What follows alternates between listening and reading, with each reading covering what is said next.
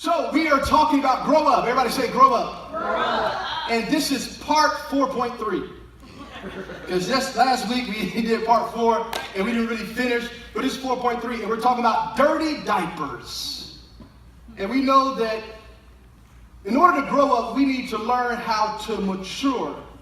In maturing, God wants us to mature not only physically, where our bodies are maturing, where we're growing up, but He wants us to spiritually first, mentally, emotionally, and He wants us to physically mature. And the sad thing about that is you can mature in one area and miss all the others. Or you can mature in 3 of the 4 areas. And the important thing is you've got to be able to understand that God wants you to mature spiritually first, because you don't grow from the outside in, you grow from the inside out. So we started this series and we were talking about maturing. Growing up is about maturing. Maturing is about taking responsibility. Everybody say take responsibility. Take responsibility. Paul said in 1 Corinthians chapter 13, he says, when I became a man, I put away childish things. Maturity is not about what you hold on to, but about what you're willing to put away. What are you willing to put away? Old habits, old friends, things that are holding on to your life. Then we got a little deeper. We say, you know what? God wants us to move from bottles to cups. He don't want you just sitting on a sippy cup anymore where somebody has to force you or has to hold the bottle for you. He wants you to take responsibility and be willing to take the cup, even if it's bitter, even if it doesn't feel comfortable. Then we came to this part of the series where we say, you know what? We've got some dirty diapers. It's time to clean up. Clean yourself. It's time to clean yourself. And we said there's some indicators of dirty diapers. Here's some indicators that you may still have some dirty diapers. Number 1, you lack discipline.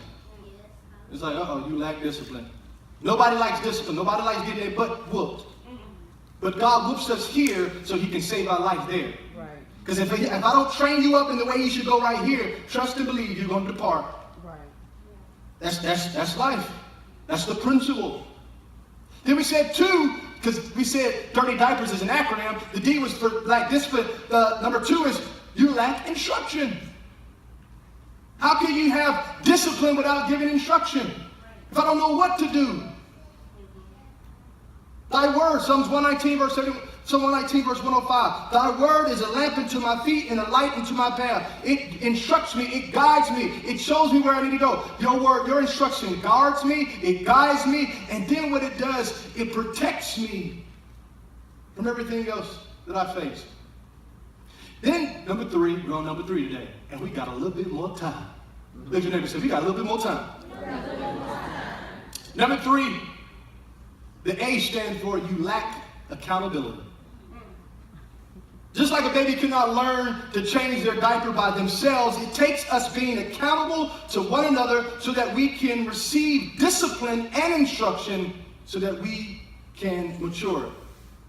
Now, accountability is a complex word or a compound word in a sense because it's about people and possessions.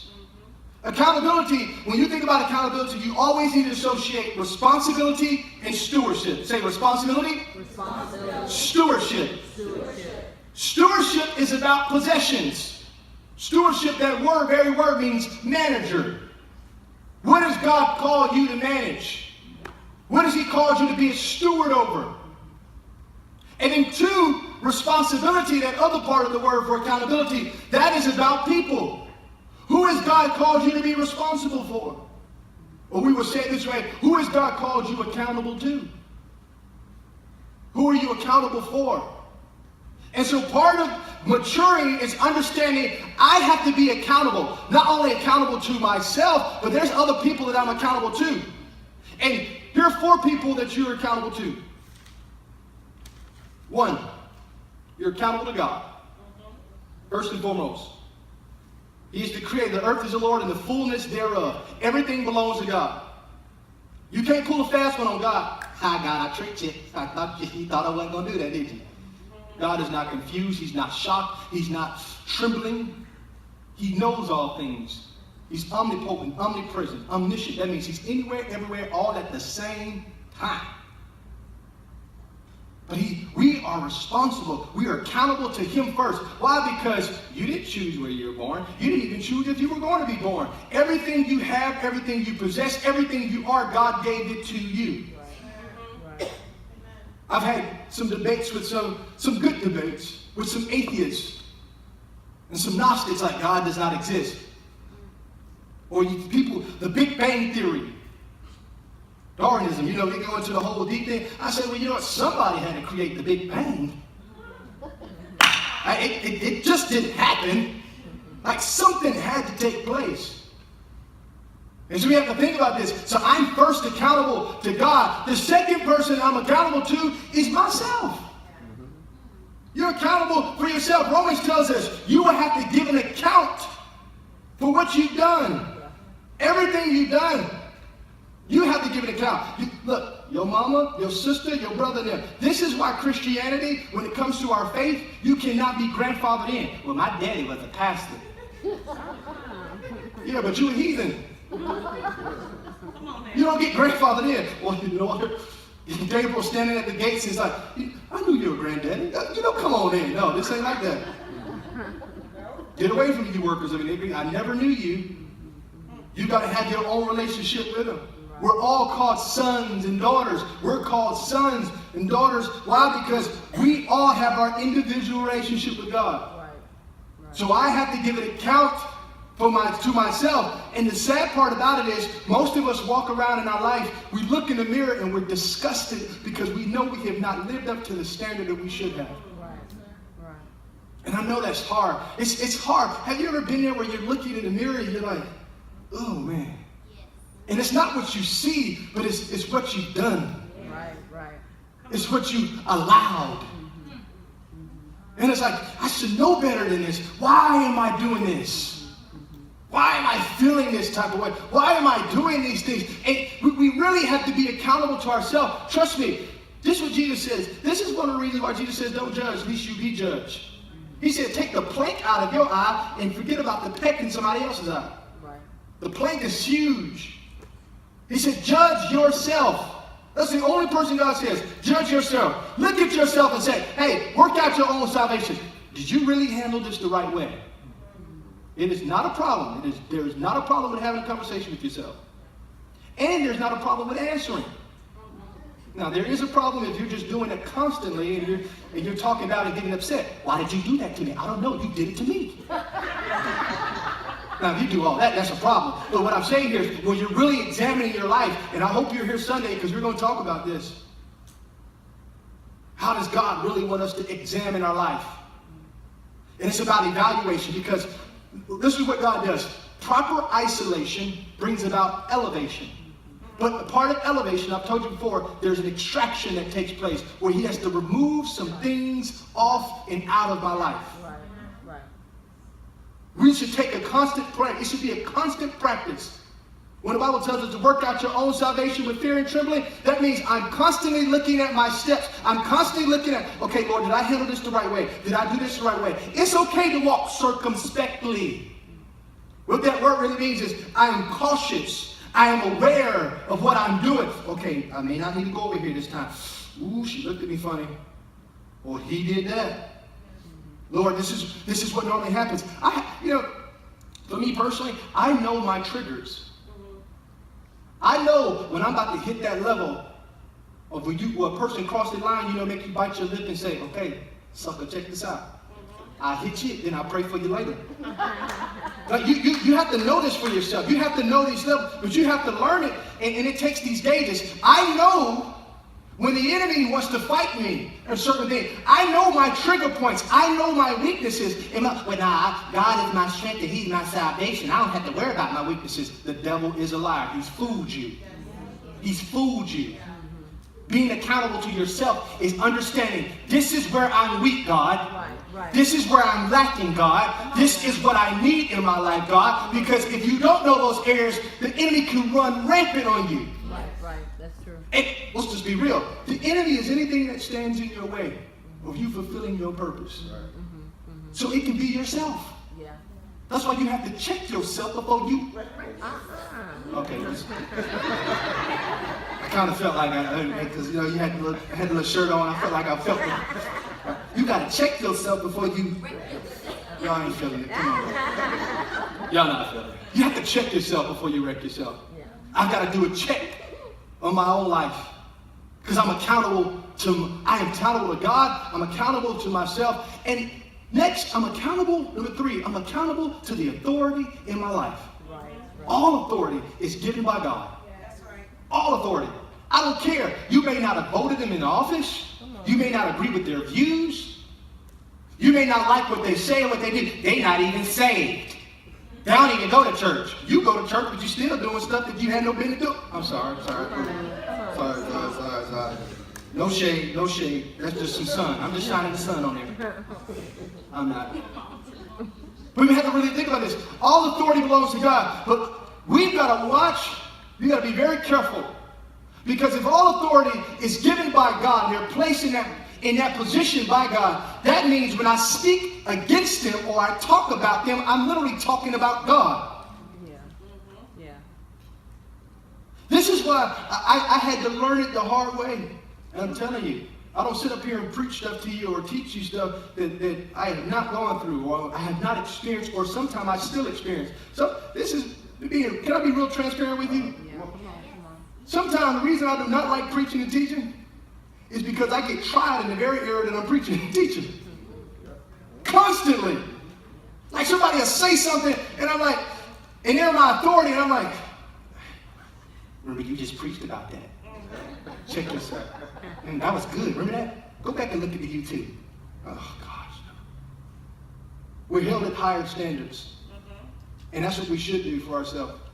And part of that is understanding that, see, it says, the Lord turns the heart of the king.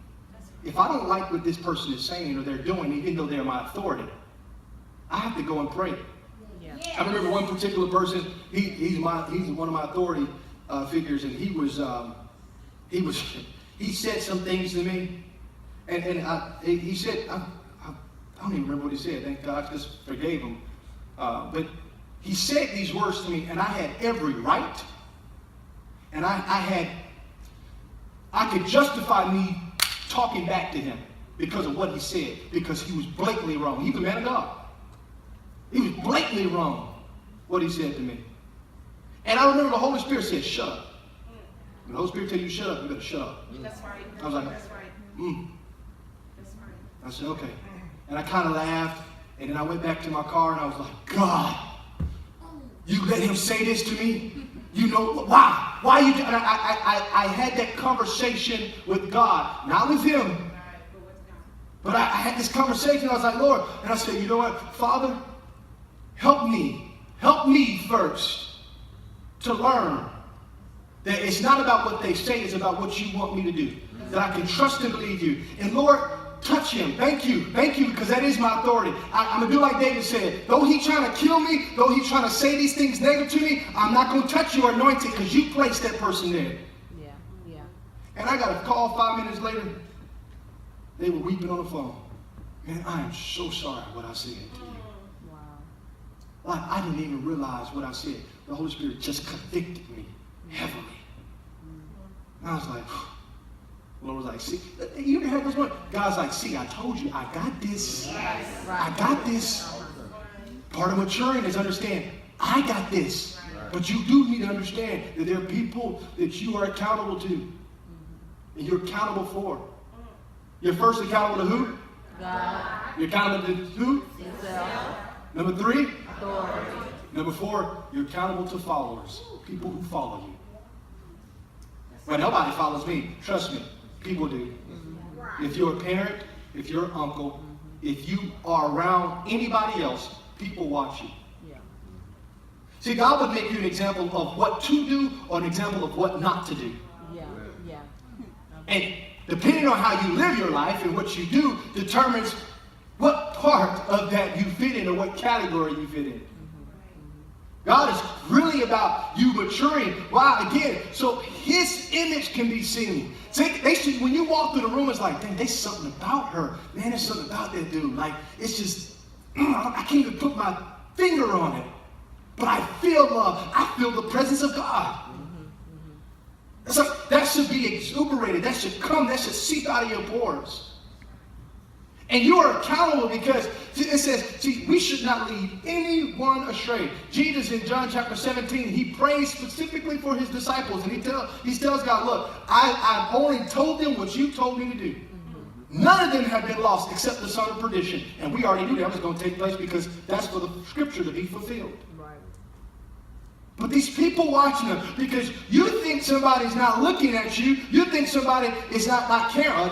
They're keeping at my job. They ain't listening to me. They don't care. And little do you know, I can sit here and tell you stories after stories of people that I've been in contact with, and I didn't know I had influence on them. The one story that stands out to me most is a young man. He was 15 at the time, and I saw him on his deathbed. I was the last person to see him. I did not know that he had a heart issue. He had an enlarged heart. And he used to hang around. And his mother calls me up and says, hey, I need you to be here. I'm like, what do you mean be here? What's going on? He's like, he is in the hospital. And it doesn't look like he's going to make it. I was like, in the hospital for what? He never told you about his enlarged heart, that he always had the issue since he was a baby. I said, no, I never knew this. Well, so let me tell you this. She said, he looks up to you. He want to dress the way you dress. He always says, because my middle name is Johan, okay? If you hear Pastor Ken say Giovanna, then she says that. But when I tell you a story, I'm telling you the story in this context. But she says, no, he always talks about what Johan says.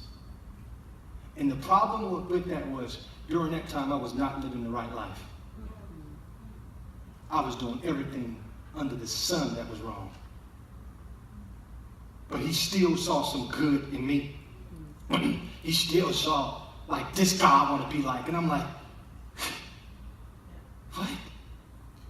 Really? There's another story of a buddy of mine. His name is Barry. I met him when I was working at Macy's. Didn't know Barry had seizures. He never had seizures around me. And when I finally got my life together, I had a small group, and Barry would be with me.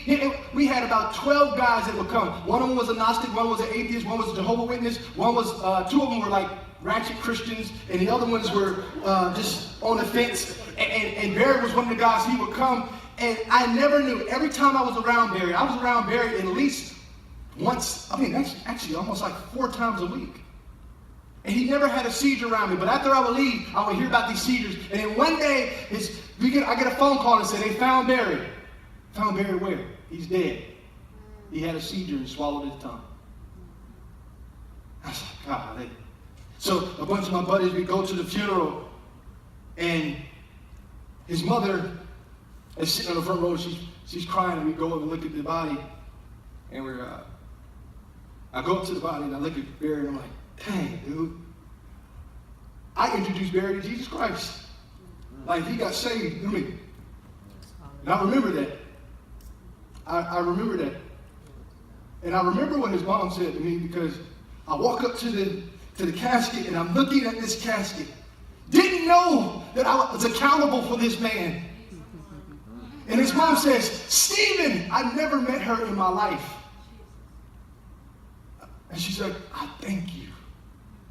And I was like, wait, how do you know me?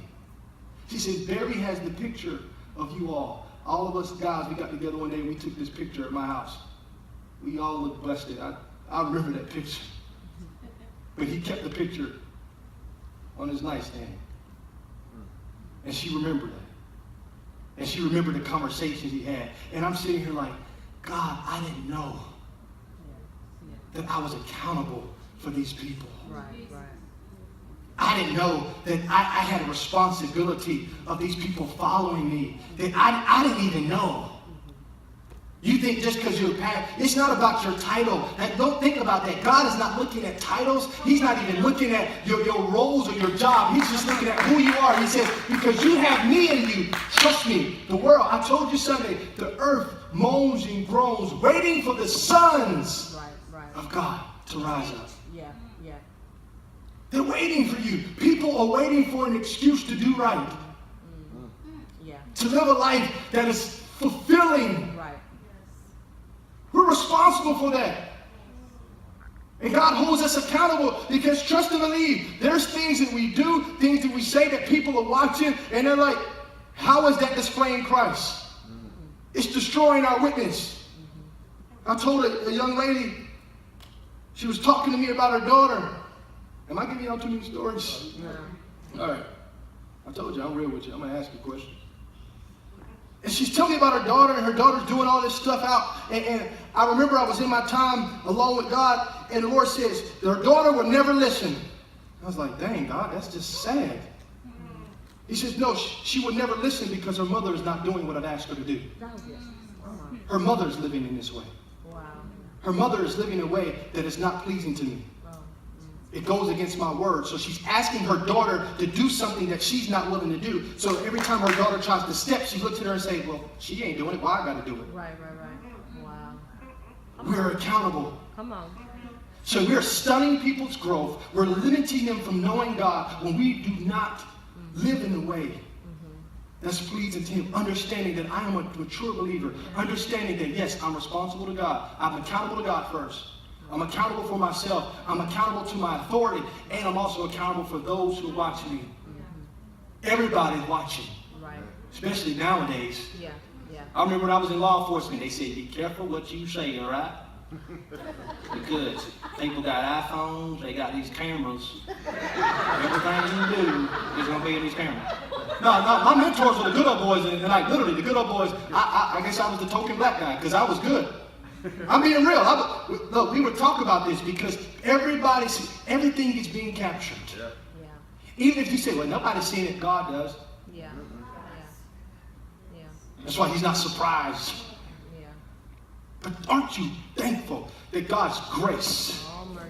and His mercy lets you just say, I saw that, but you know what? You asked me for forgiveness. I'm going to separate your sin as far as the east is from the west. Yeah. I'm removing transgressions from you. Praise God. Are you getting something? Yes. I told you the second part of accountability is stewardship. This is about possession. You are to be a good manager of the things God has placed in your care. Hugh Welch said it this way. He says, this is the fundamental principle of biblical stewardship.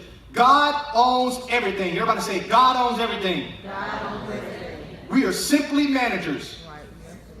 You can say that. We're simply managers. Put your hand in. Let's make it personal. I am a manager. Over everything. That God has placed. In my life. I am acting on His behalf. Not my own. Your skill, your talent, your ability, your money, your body, everything that is tangible, you're supposed to be a steward over. You need to manage it. And managing means what you do is you really take a good account. You need to know the conditions of your flock. That's what Proverbs says. And what that means is understand, what do I have? What am I doing with what God has given me? Luke 16 tells us, Luke 16, 10 through 12 says, one who is faithful in very little is also faithful in much. Everybody say much. Little is much to God. And one who is dishonest in very little is also dishonest in much. If then you have not been faithful in the unrighteous wealth, who will entrust you with the true riches? And if you have not been faithful in that which is another's, who will give you that which is your own? Every believer should be a steward of the abilities he or she has been given by God. Everything you own is just a loan. Because you can't take it with you. You cannot take it with you. I know you love your dog. I know you love your kitty cat. I know you love your car. Excuse me, you like your car. I know you like these possessions. I know. But these things will tarnish. These things will perish. You can't take them with you. And it's like, what place are they having? Because if I do a 90-degree angle like this, anything that goes above my head becomes my God. I put it above God. The only thing on this vertical plane should be God. Everything else on this level are my possessions, my people, my skills, the talents, the things that I have. And if I take something from over here and I put it up here, it's automatically in the wrong place. I've just lost the understanding of what God has called stewardship. Because I've taken something from one place that it was supposed to be, and I put it in the wrong place. This is why people say, well, I want wealth, but they don't know how to handle their money. We've got to start at the basics. Come on now. Yeah, yeah. I want a relationship, but I don't know how to deal with myself or the issues that I have. You're going to bring that baggage with you. Right, right. Bad lady. Uh-uh. Oh, can you leave your stuff? All right. I don't know the words, but anyways. You can't bring that stuff with you. And God looks at all that. He says, oh, okay, good. What I do is I'll give you a seed. You've heard Pastor Mark tell you. That seed, you don't know how many trees. You don't know what forest is in that seed. And it's, how am I handling this? It seems very small, because trust me, everything is small to God. He owns everything. But what he does is, he says, I'm not going to give everything to you. I'm not going to let it just fall on your lap. What I do is I give it to you in seed form. And it's a lot harder to maintain the seed than it is to maintain the tree.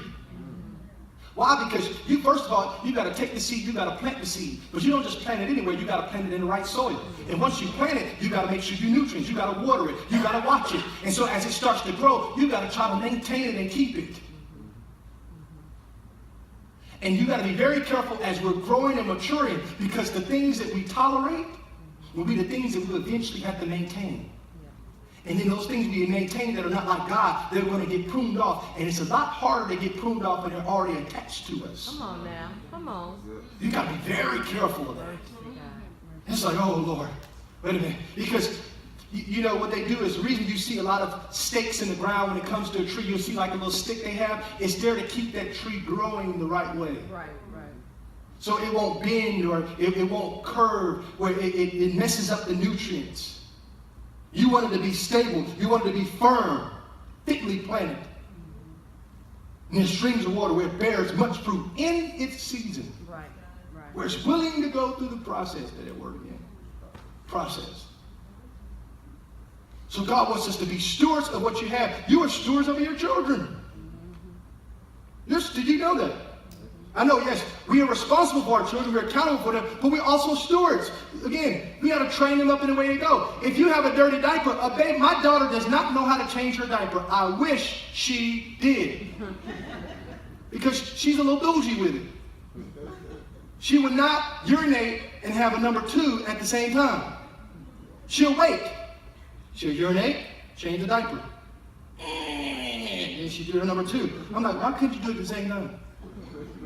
You got to learn how to do this, baby girl, because when you get older, you can do it at the same time. We're just being real. You got to think about it. I'm thinking about future. Because now I got to think about diapers. So I just used 2 diapers for the price of 1 when I could have just used 1. And don't have those indicator diapers, because it turns blue and it's like, I think they don't really turn blue. I think they're trying to get my money. Because sometimes I don't think, you don't smell like you pee. You good, girl. You good. Like, babe, she's used the bathroom. I was like, I don't think she has. They're locked. Don't be fooled. Look, we do not think about the things that are seen. Okay? Faith is the evidence of things not yet seen. I'm applying a faith here. She's okay. She's okay. She's not going to get no rash in the name of Jesus.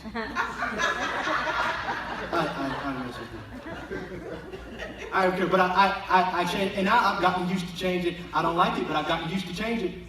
I can do it in like a minute. I think the quickest time I've ever done it was like 53 seconds, but I'm thorough. I'm thorough. I've got it down to a science. I would use about 5 wipes, especially when there's a bowel movement, because it's back, around, throw away. Back, around, throw away. And then you got to get the back just to make sure. I told you it goes gravity. So I can cover all that, throw it away. And then now, because she's a girl, you got to make sure, because babies keep their legs like this so they have the little crevices. Get in between the crevices, spread their leg out, get all that. This is thorough cleaning. This is what we have to do with ourselves. I have to evaluate, do I still have a little something right here? Because think about that. If it stays there, it causes bacteria. If it stays there, it causes more detrimental. It's more detrimental. So I got to make sure I'm wiping and cleaning and thorough. I was telling her auntie the other day, I was like, girl, you missed the spot. No, and I said, you didn't see the crevices. You got to look for these things. And this is us being detailed. All right, it was a sidebar. Accountability. Will, why don't you come up for it? Yeah. Here's our analogy. Remember, everything we own, come on out to this, take a step. Everything we own is on loan from God. Everything. So what Jesus does, Colossians, let's go to Colossians chapter 1. And we're going to start in verse 15 and we're going to go to 18. Let's read that real quick. Did I get that to you?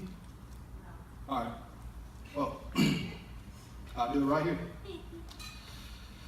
You ready for this? Yeah. Watch this. Watch this. This is going to be really good. We already talked about John. Colossians chapter 1. Here we go. He is, this is Jesus, the image of the invisible God, the firstborn of all creation. For by him all things were created that are in heaven and that are on earth. Everybody say in heaven? In heaven. And on earth. Visible and invisible. Whether thrones or dominions or principalities or powers, all things were created through him and for him. Next verse. And he is before all things, and in him all things consist. Watch this. And he is the head of the body, the church, who is the beginning, the firstborn from the dead, that in all things he may have preeminence. Let's go to the next verse. For it pleased the Father that in him all the fullness should dwell, and by him to reconcile all things to himself, by him, whether things on earth or things in heaven, having made peace through the blood of his cross. Stay right there. Don't move. Everything was created by who? God. Who was it created for? No. This is teaching. What did it say? Everything was created by God, by Christ, for who? Him.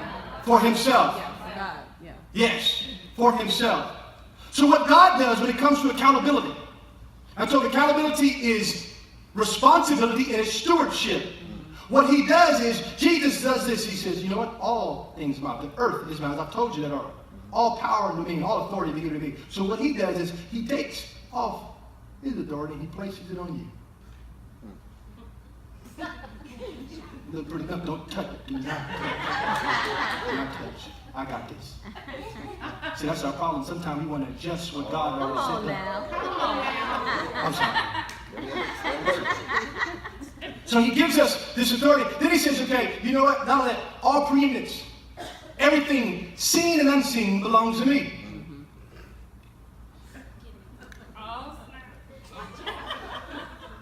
Everything.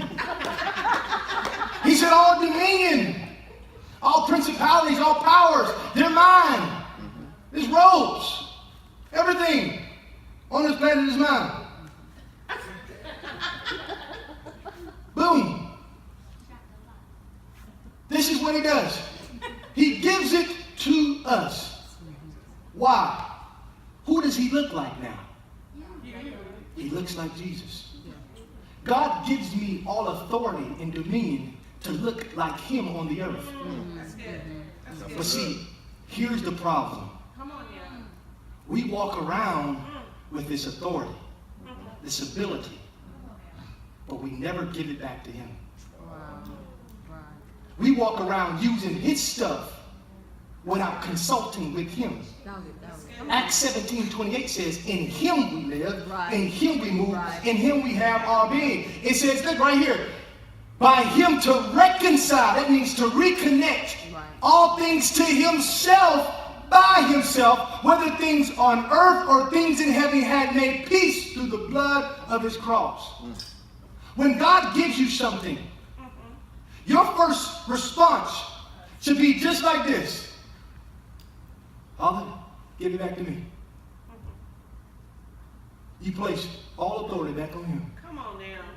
He says, look, I don't want to see through my eyes, I want to see through yours. I don't want to wear your crown that didn't belong to me. It's all yours. Whatever dominion, Yeah. whatever power, on whatever now. authority is all yours. Right, look, I'm giving it back to you. Yeah, you gave it to me, but I'm going to give it back to you. You know what's best with it. Yeah. But you don't stop right there. Yeah. So now, you walk with him. You still look like him. You still talk like him. You still have all authority, but you do it through him and in him. So when I move, you Right, move. right. Just hold on right there. No homo. You go with me. God does the work. He's doing it through me. God shakes your hand, but he's doing it with me. He's connected with me. Yeah. Our problem is if he was dressed like me, but he stayed right there and God's moving over here, you miss God. Amen. Amen. Come on now. You do good, but you're not doing God. That's good. And you fail. Part of maturity is understanding this. I am accountable for what God has given me. That means I've got to take responsibility and I need to be a steward. And part of that stewardship is me really relinquishing everything that he gave to me back to him. Good. Wow. So in him, Yeah. we can see the fullness. We can see the reconciliation of Jesus Christ here on earth. Yeah. Give Will a hand clap. Come on, man. That is maturity 4.3. Good. We're going to get 5 next week. All right?